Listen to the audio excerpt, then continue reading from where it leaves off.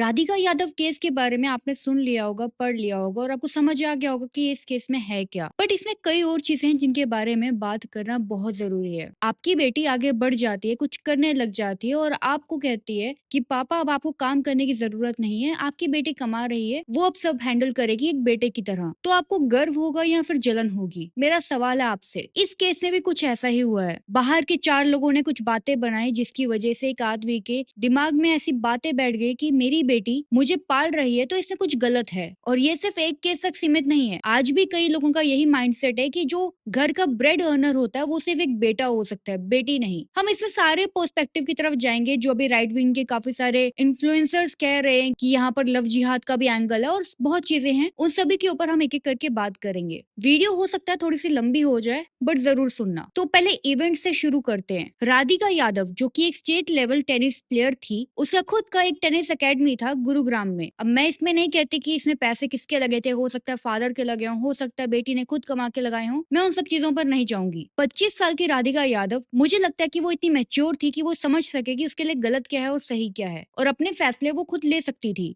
बात है 10 जुलाई सुबह 10:30 बजे की। राधिका किचन में खाना बना रही होती है और पीछे से आते हैं उसके फादर दीपक यादव और पीठ पीछे लगातार 5 गोलियां चला देते हैं, जिसमें से 4 गोलियां उसकी बॉडी से मिलती हैं। एफआईआर के समय कहा गया था कि 3 गोलियां लगी हैं, बट पोस्टमार्टम में ये पता चला था कि 4 गोलियां लगी हैं। और दीपक यादव ने भी इसको बहुत सिस्टमेटिकली किया था। घर पर पहले से ही राधिका यादव के छोटे भाई थे जिनको दीपक यादव ने ग्रोसरी लेने के लिए भेजा, और जब घर में कोई भी नहीं था तब इस वारदात को अंजाम दिया। बट इसकी वजह क्या थी? ऐसा क्या हो गया था जिसकी वजह से बाप ने अपनी बेटी की ही जान ले ली? क्या इंस्टाग्राम रील वजह थी या फिर म्यूजिक वीडियो? जब पुलिस ने क्राइम सीन से फादर को अरेस्ट किया तो इंटेरोगेशन के दौरान दीपक यादव ने कहा कि मैं अपनी बेटी से कई बार कह चुका था कि तुम टेनिस एकेडमी बंद कर दो और टेनिस खेलना बंद कर दो, बट वो मानती नहीं थी, जिसकी वजह से मुझे आस पड़ोस के लोग ताने देते थे कि तू अपनी बेटी के पैसों पे पल रहा है। बट क्या ये वजह काफी थी इस वारदात को अंजाम पे पहुंचाने के लिए? मुझे तो नहीं लगता, क्योंकि एक बाप को गर्व होना चाहिए कि उसकी बेटी इतनी सक्षम है कि एक बेटे के रूप में पूरे घर को संभाल रही है। जब दीपक यादव ने अपनी बेटी राधिका यादव को कई बार बोला अपनी एकेडमी बंद करने के लिए, तो राधिका ने हमेशा मना कर दिया। उसका कहना था कि ये उसका करियर है और वो अपने करियर में भी सेटल्ड है, तो वो इसे बंद नहीं करना चाहती। अगर ये वाला सिनेरियो है तो मैं यहाँ पर ना गलती राधिका की समझती हूँ, ना ही उसके पिता की। मैं समझती हूँ कि यहाँ पर सोसाइटी भी जिम्मेदार है जिसने एक बाप को मजबूर कर दिया उसकी बेटी का ही खून करने के लिए। और ये सिर्फ इसी केस तक सीमित नहीं है और ना ही ये सिर्फ एक बेटी तक सीमित है, ये सब बेटों के साथ भी होता है और बहुत ही बुरी तरह से होता है। घर के एक बेटे को बार बार ताने सुनने पड़ते हैं, दूसरों के एग्जाम्पल्स देखने पड़ते हैं और बार बार अपने आप को साबित करना पड़ता है। तो ये कहीं ना कहीं सोसाइटी में ये चीज बैठ गई है कि आप दूसरे से कंपैरिजन करो या फिर दूसरे के घर में झांको कि उसके घर में हो क्या रहा है, घर का राशन कौन लेकर आ रहा है। इस केस के दौरान ही कई और बातें भी पता चली कि दीपक यादव भी अच्छा खासा कमाता था, उनकी कई सारी प्रॉपर्टी थी जिसकी वजह से उनको काफी ज्यादा रेंट मिलता था हर महीने। अच्छा, इसमें एक और बड़ी चीज है कि दीपक यादव ने बार बार अपना स्टेटमेंट बदला है। पहले स्टेटमेंट में उन्होंने कहा था कि उन्हें तकलीफ थी कि राधिका अपना टेनिस एकेडमी चला रही है। फिर उन्होंने वक्त के साथ अपना स्टेटमेंट बदला और कहा कि राधिका के इंस्टाग्राम रील बनाने की वजह से उन्हें तकलीफ थी। फिर से उन्होंने अपना स्टेटमेंट बदला जहाँ पर उन्होंने कहा कि राधिका ने एक म्यूजिक वीडियो में काम किया था जिसके अपोजिट में